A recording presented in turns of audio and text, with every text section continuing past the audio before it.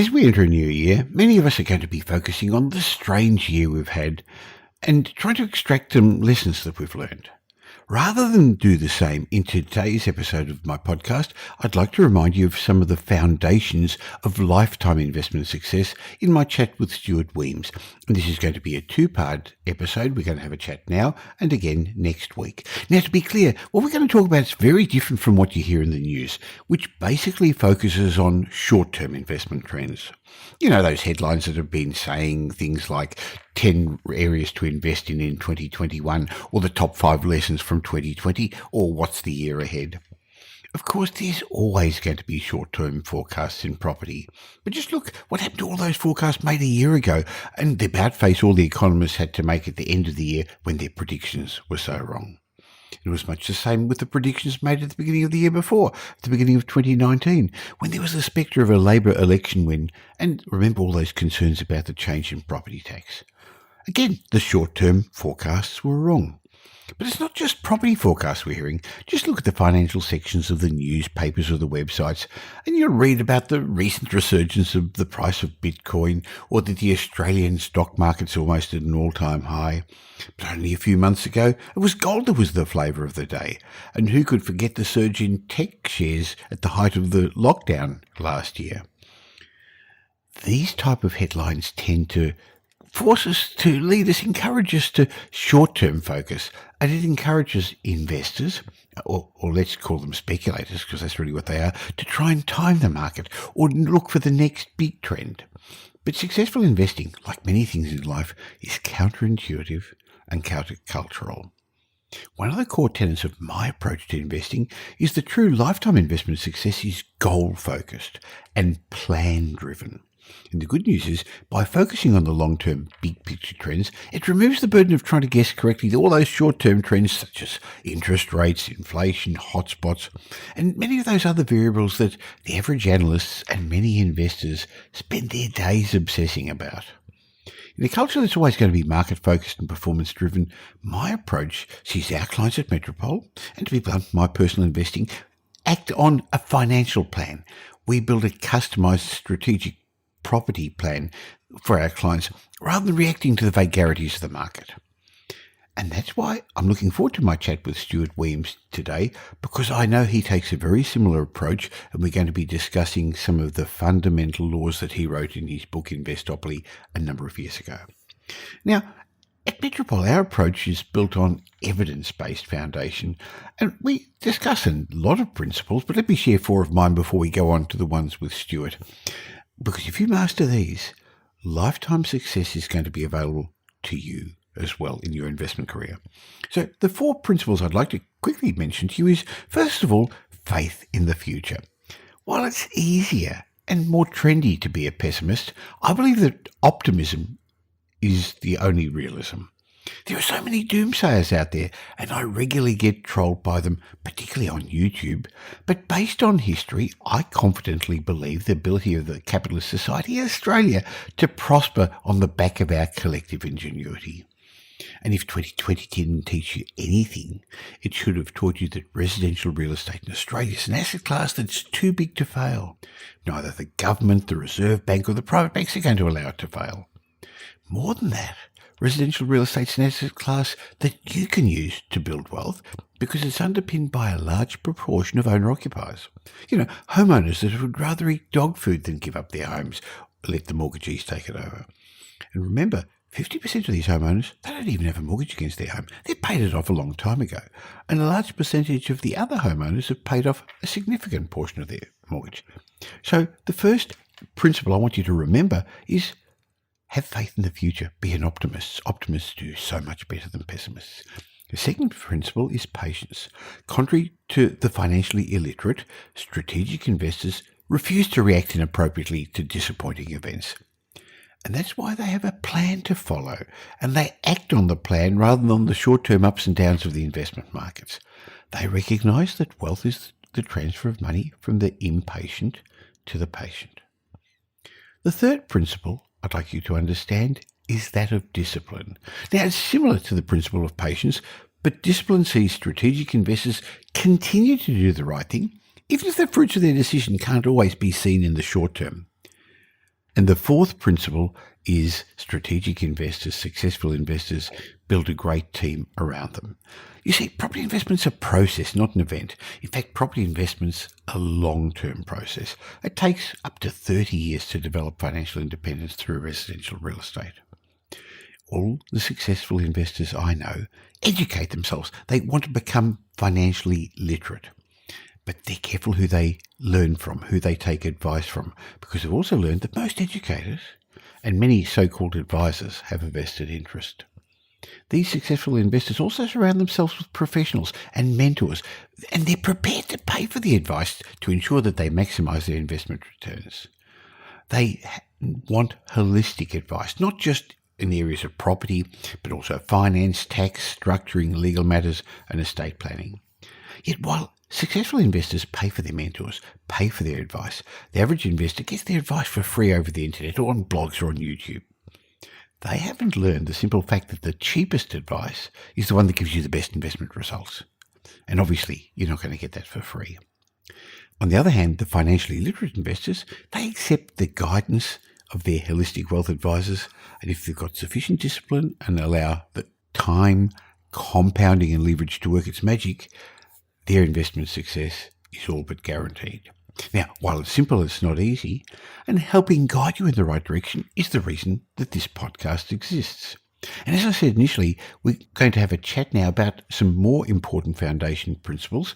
So welcome to today's episode of the Michael Yardney Podcast. Welcome to the Michael Yardney Podcast, where twice each week you will learn a number of new ideas regarding success, property investment and money in around 30 minutes. Our show is brought to you by Metropole, who specialise in helping you grow, protect and pass on your wealth through strategic property and wealth advice. Now here's your host, Michael Yardney, Australia's authority in wealth creation through property, who has been voted one of Australia's top 50 most influential thought leaders.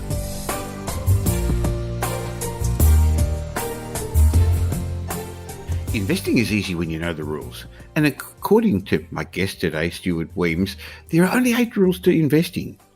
And if there are only 8 rules, it should be easy to win the game, just like it's easy to win the game of Monopoly if you know the rules. Now, if you don't know Stuart, he's an independent financial advisor, author of a number of books, including Investopoly and the Rules of the Lending Game, and he's a regular contributor to the Australian newspaper and clearly a regular guest on the Michael Yardney Podcast. Welcome, Stuart.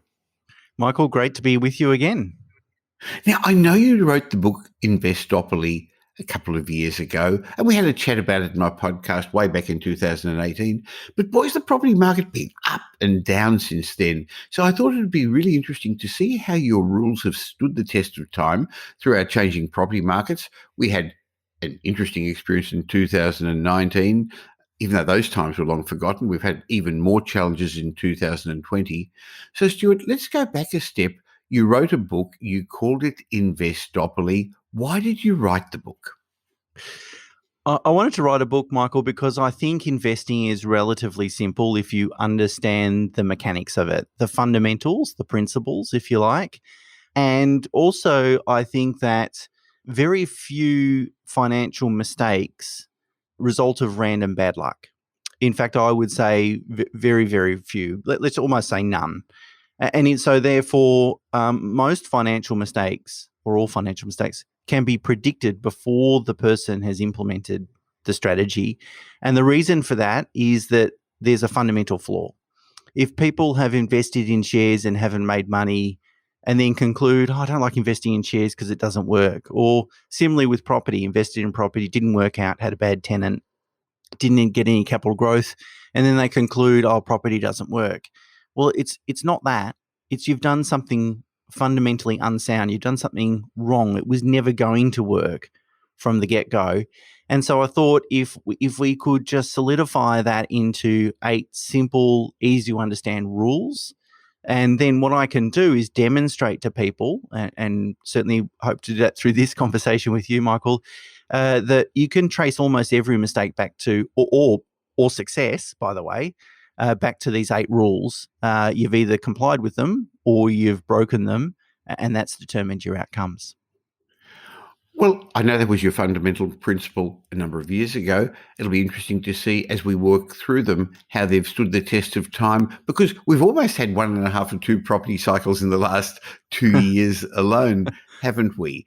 So rules, fundamentals are meant to see us through in the long term through various economic challenges, through the good and the bad times, through the ups and downs of the cycle. So let's work through your rules. What's golden rule number 1?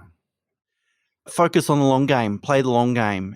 Any sort of rules or principles are probably the most useful during times of high uncertainty, which I think describes, the last couple of years for a varying degree. Obviously, the pandemic last year was a major issue, but in 19, the potential changes to tax legislation leading into a federal election in May 2019 caused a bit of upheaval as well, or uncertainty.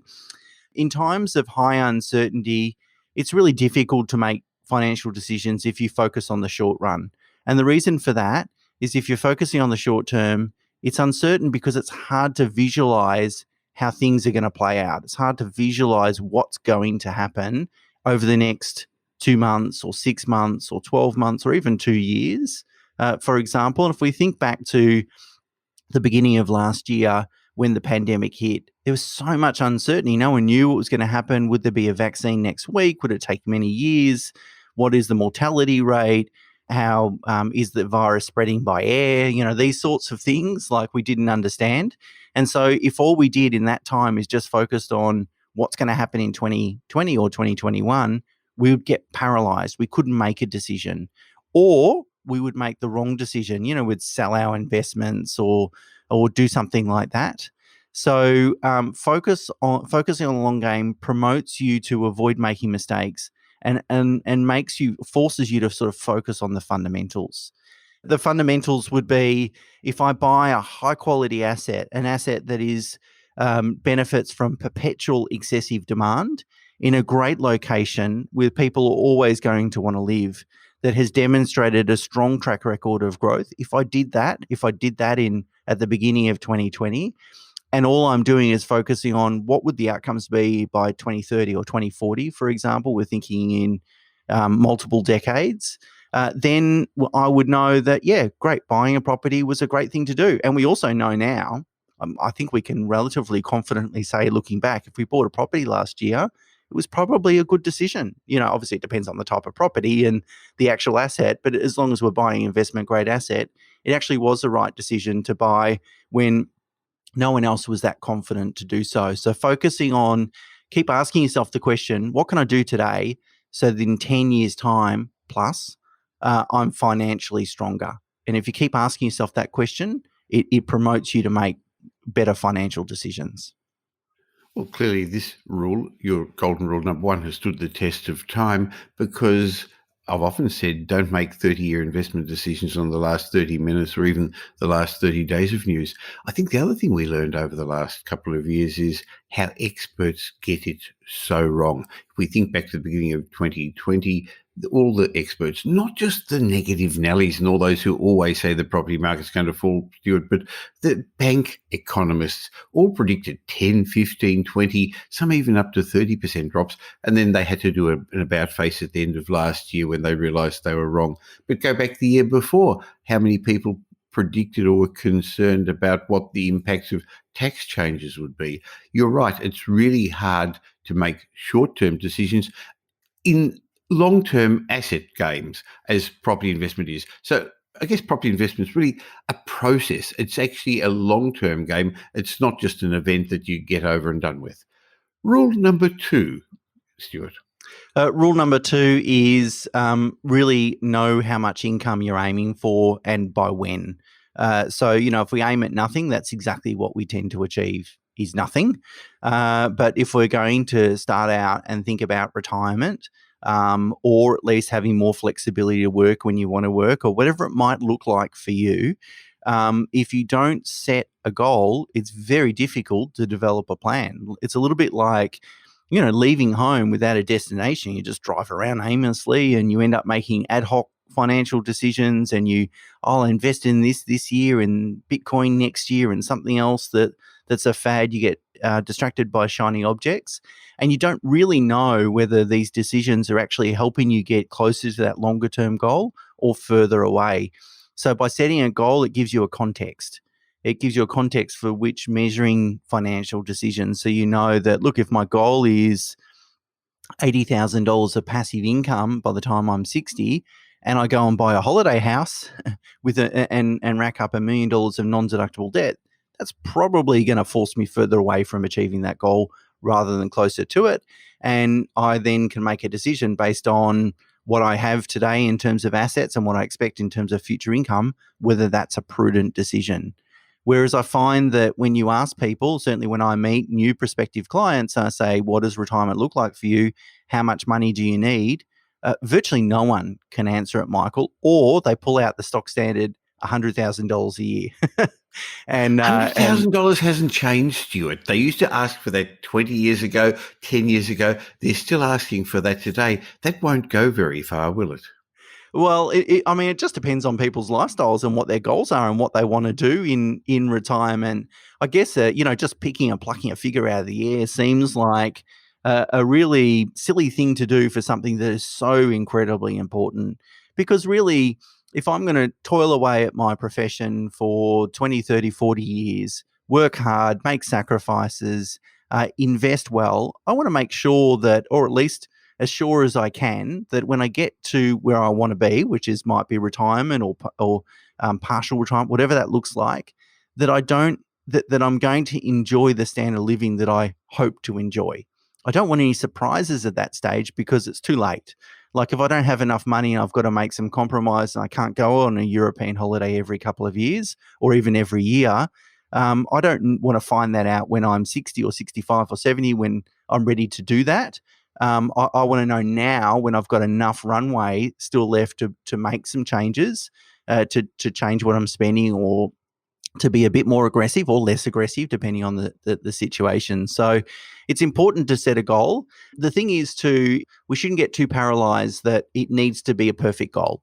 If I sit down and think, I want 200 grand by the time I'm 60, that's okay. That's something then to start aiming for. As you get closer, as you get older, as you change your wants and desires, maybe that goal becomes something completely different. It's less money. Maybe I feel like I don't need a lot of stuff in my life, for example. That's okay. You can just adjust the goal. But having no goal, what's the point? You don't have then a context for making financial decisions. So it goes back to what Stephen Covey said in his Habits of Successful People. You begin with the end in mind. But then you've also got to have more than the goal. I believe you've got to have a strategy. And I know in your firm, you have strategic wealth advice, tax advice, finance advice. We give the strategic property advice. Because then you've got to see, is your goal realistic? And then what you have to do, and just as importantly, what you shouldn't do to be able to achieve your goal. I think the other thing people forget is how long that long holiday they're going to have at the end is. If they retire at 60, 65, it's going to be the longest holiday of their life. And holidays tend to be reasonably expensive to live, so they probably won't have enough money. I'm not sure that we can count on superannuation or the government to fund that very long holiday we're hoping to have, Stuart. Longevity risk, as it's called, is outliving your money, is a bit of a problem. I mean, it's a good thing, obviously, from a lifestyle perspective, but from a financial perspective, it's challenging. So I am 46 today. The stats suggest that I will die somewhere in my sort of early to mid 80s, 84, whatever. So that means I've got maybe just slightly less than 40 years left on this planet, Michael. I could sit down and build a financial plan based on that. But what do I think is going to happen to medical technology and processes and these sorts of things over the next 40 years? Well, they're probably going to improve. So I don't know. It's going to be different for everyone and their history and so forth about how long you want to plan for.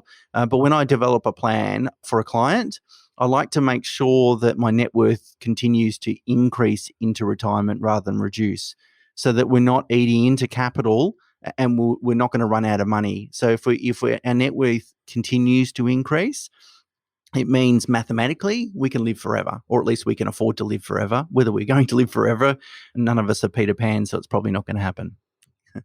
So what we're doing is working through your golden rules of investment from your book, Investopoly. And when you talked about the golden rule number 2, know how much income you need and by when, I remember you also made a comment about once people go into retirement, there's an increased risk of depression.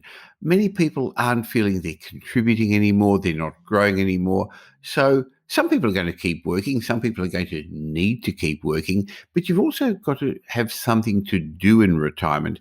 And if you have funds behind you, it's going to give you more options, more choices moving forward. Yeah, that's right. So there's two things based on Maslow's hierarchy of needs that practitioners think that are lacking when people end, or can be lacking when people enter retirement if they don't really think clearly about it. It's about personal growth is one, and then secondly, contributing outside of yourself to something outside of yourself, like a community or those sorts of things. And typically, we get those, or we fulfill those needs at work. At work, we learn new skills. We're constantly kind of testing ourselves and learning different situations, experiences. And secondly, we tend to be contributing something we believe in, something a little bit bigger than us. We're not going to work just to get a paycheck at the end of the week. Typically, we're connected with the work that we're doing. We're doing work that we're proud of. And so they're the two things that that tend to disappear if we stop doing paid employment. That tends to disappear. So it's always good to think about, okay, it's great to have enough financial resources to enjoy retirement, but there's only so many rounds of golf or so many lunches that you can participate in. What else am I going to do to fulfill those two needs? That's very important. So as we work through the golden rules of investing from Stuart Wemyss' book, Investopoly, golden rule number 3 is a standard one we've all heard before, but how many of us are actually practicing it? Spend less than you earn and invest the difference regularly. I like that last word at the end. Yes, and cash flow management is absolutely critical. I mean, it's impossible. I would say it's impossible to build wealth if you're spending all your income or more. Sometimes people are spending more than their income, which is a road to disaster, really. Of course, it means that you've got to start to know what you're spending your money on. And to a lot of people, that feels like budgeting, that feels like making sacrifices that they're not necessarily willing to make. And that all feels too painful and they don't really want to do it. So they think, I'll get to that. They push it aside. But the reality is that with investing, there is unfortunately always a little bit of delayed gratification required, particularly at the beginning of your investment journey. Once you start building assets and start steamrolling, still there's some delayed gratification, but there's less, in my experience anyway. If you can make some sacrifices, instead of going on a holiday, contribute those monies towards a deposit to another investment property, for example, that is a short-term sacrifice that's going to pay significant long-term outcomes. But of course, you can't do that. You can't make those decisions. You can't invest until you know you have some investment capital in order to contribute towards your retirement, whether that's going to go towards debt reduction, super contributions, funding investment properties, investing in the share market, or whatever it might be, depending on what your financial plan is. You need to have something to make regular contributions to. And so, Michael, the best way that I've found in order to do that is to separate your expenses into two separate accounts. You have one account where you pay all your non-discretionary items, your mortgage repayments, your insurance bills, all the sort of boring stuff that, you're not, that's just regular, it's pretty predictable, and you're probably not overspending in those categories. I mean, it's good to look at your electricity bill and prices and so forth, of course, periodically, but they're not major items. And then you have a separate account that you pay all your discretionary expenses. If you go out for coffee or dinner, buy some clothes, the sort of things that could be zero or it could be $1,000. And what you do is you transfer a regular amount into that discretionary account. And that might be $500 a week. It might be whatever you determine is the right amount for you. And then you spend away. You don't need to track every single dollar and cents, but if you're transferring $500 across every week and you're 2 days into that week and you've got nothing in the bank, you need to pull it back and you can kind of course correct. And what that does is subconsciously, It makes people think carefully about what they're spending. It's a relatively painless experience. They can subconsciously change their spending habits and they don't feel like they're making sacrifices because it's all the unconscious expenditure that hurts. It's the, oh, buy a coffee. You don't even think about it and it's gone. And you make several of them per day or per week and you multiply that by 52 or 12, depending on what you're doing. Over a course of a year, those things add up. And those things, particularly with low interest rates today, could equal the holding costs of another investment property, for example. So they're costly. It's the old concept of putting things in jars, as our grandparents used to do before there were bank accounts or the various credit cards that you could get. So I think you wrote in your book some clever words. You said, if you're not a saver, rather than using the word saving, redefine it as future spending because it is your future money. So understand where your money is going, and we've got to, as you say, spend less than you earn. The problem a lot of people have is not only spending what they earn, but they spend what's on their credit card, Stuart. They see their credit card limit as their money as well, and it's not. It's the banks. Yeah, exactly right. And look, it's a problem. It's a growing problem. A good thing to see last year was, credit card balances going down, people making significant repayments. But of course, then it doesn't take into account the sort of buy now, pay later, afterpay kind of providers that are probably eating up some of that. I mean, it's just something you just shouldn't be participating in. If you can't afford it, if you don't have the cash in the bank, don't buy it. It's that simple.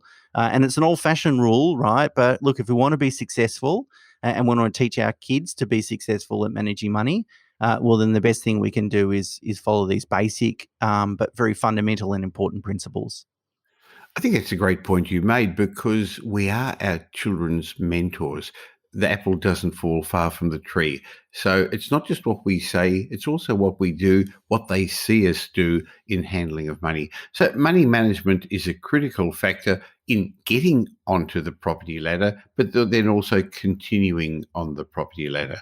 Golden rule number 4 was grow your asset base first and then tilt towards income. I guess that's the old story of do you invest for capital growth or cash flow, Stuart?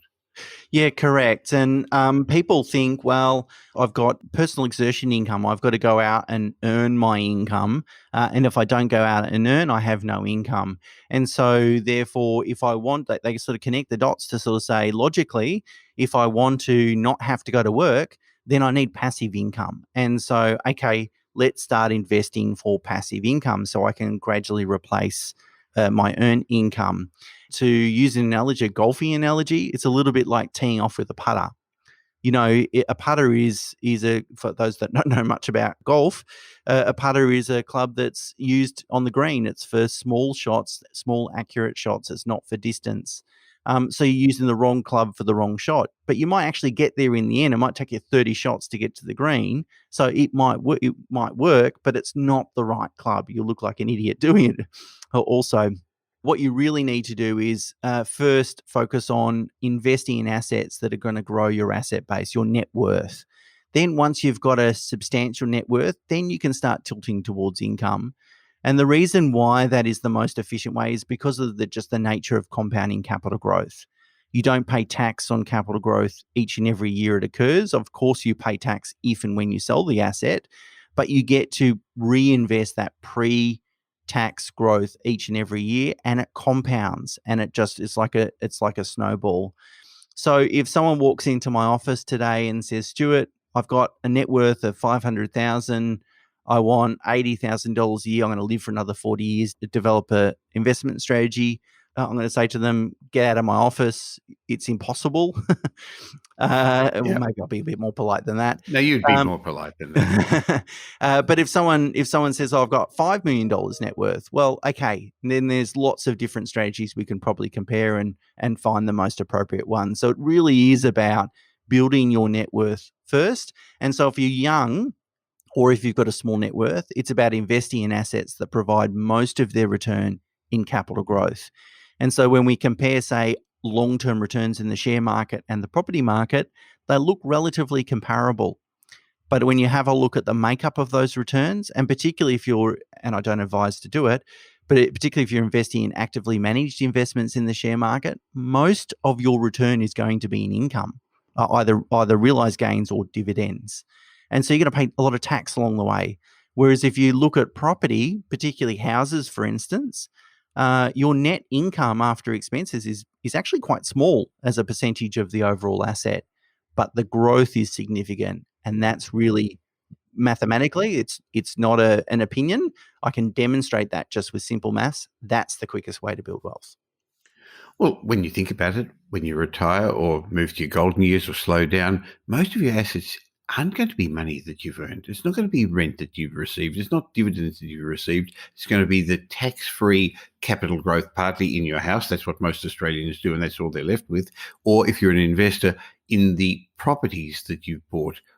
Interestingly, as the value of the properties goes up, so does the rent. But most people get it wrong, as you say. Most people say, oh, I want to buy a property investment so it'll pay for my school fees. I want to buy a property investment so I can use the money to go on holidays. That's not how real estate works. In Australia, residential real estate is a high growth, relatively low yield investment, even though today the yield is very good compared to previous years when the holding costs are so low. So you're right, you've got to compare the two sorts of investments, and not all returns are the same. The grossed up return of rent and capital growth may look the same. You're getting more rent, less capital growth, but if you're paying tax on what you're left with isn't the same in a high cash flow investment. But then people sort of wonder, what do I do then? How do I get to the point of living off my property portfolio? And Stuart, I know you recognise that years ago I talked a bit about living off equity. That doesn't work anymore. The banks have changed the rules. So it's a long journey, 20, 30-year journey of building an asset base and then slowly lowering your loan to value ratios and having a mix of assets that include income assets, shares, superannuation fund, maybe business for some people. So there's a number of ways of getting there. I know we've spoken about it before, so maybe we should finish our chat in this podcast, because I want to discuss the other 4 rules next week, with how do you then get to the point of living off your property portfolio. And Stuart, maybe I can start with the concept of you've got to end up with your own home with no debt, and then you've got to have a cash machine. And that cash machine could be a blend of assets that bring income growth and capital growth. It's spot on. And you've got to think about then debt reduction and interest rate sensitivity as well. So in retirement, when I'm reliant on just investment income, typically, for those that are lucky to get a defined benefit pension or something, that's different. But for most people, it's either dividends or rental income. I don't want to have a high sensitivity to interest rates. I don't want to have to watch the TV, listen to the RBA announcement every single time, and panic that they're going to increase interest rates, and I'm not going to be able to, my standard of living is going to have an impact. But having zero debt's probably not necessarily either. You can probably have some level of debt. And that's going to really then determine sort of the net cash flow from property, because if you have no debt against a substantial property asset, you're probably going to do okay. It'll fund, maybe it won't fund 100% of your living expenses, but maybe it'll fund more than 50% of them. And therefore you need less super or less other assets in order to fund retirement. But you do need to start thinking more broadly. And you need to think about not just ignore super. A lot of people do ignore super. And I acknowledge how people think about it. They're not in control of it. The government can change the rules, all these sorts of things. But the reality is that it's a very tax effective environment, that it forces us to make long-term investment decisions. It is our money and we need to look after it and make sure it's invested well. And it can play a role in an investment strategy. It might not necessarily need to play a fundamental role. Maybe it doesn't need to fund a large portion, but it can underpin your property investment. And the way I like to think about it sometimes with clients is I say, look, super will fund the first phase of retirement. Let's call it the first 10 years if you don't have a lot of super, for example.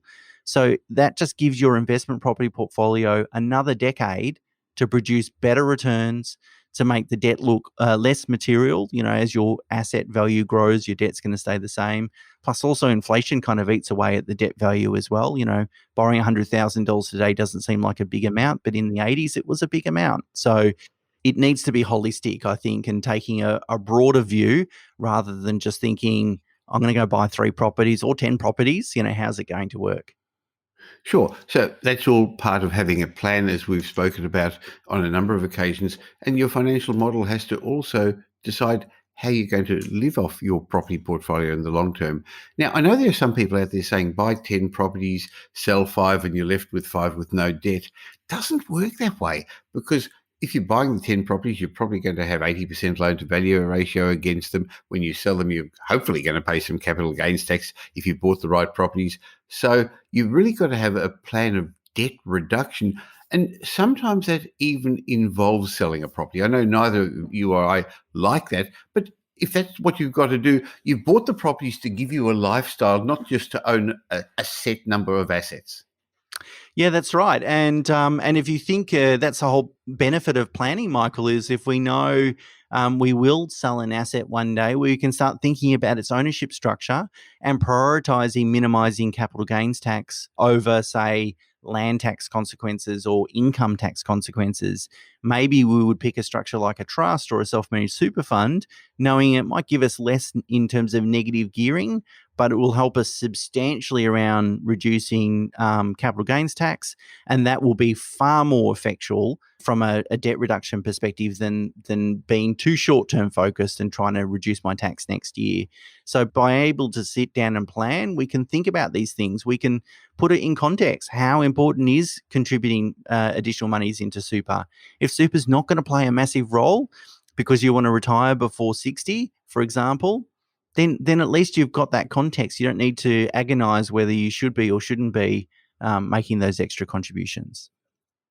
So what we're doing is working through your great book, Investopoly, the 8 Rules of Investing, the golden rules.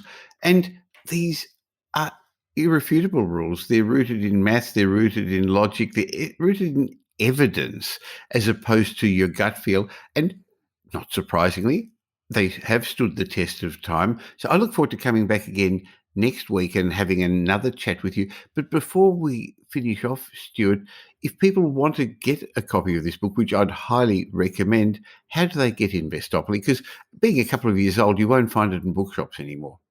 No, maybe not. So if you just Google Investopoly, it'll take you to our website, to prosolution.com.au, and you can buy it off there. You can use the code, your surname, Yardney, and you'll get a discount. You can buy it for $20, no postage.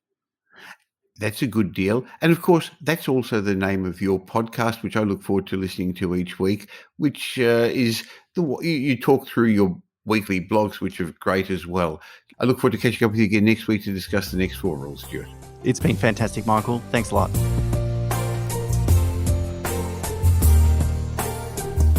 In a moment, I'm going to share my mindset message with you. But I just want to remind you that this is the first of a 2-part series with Stuart Wemyss.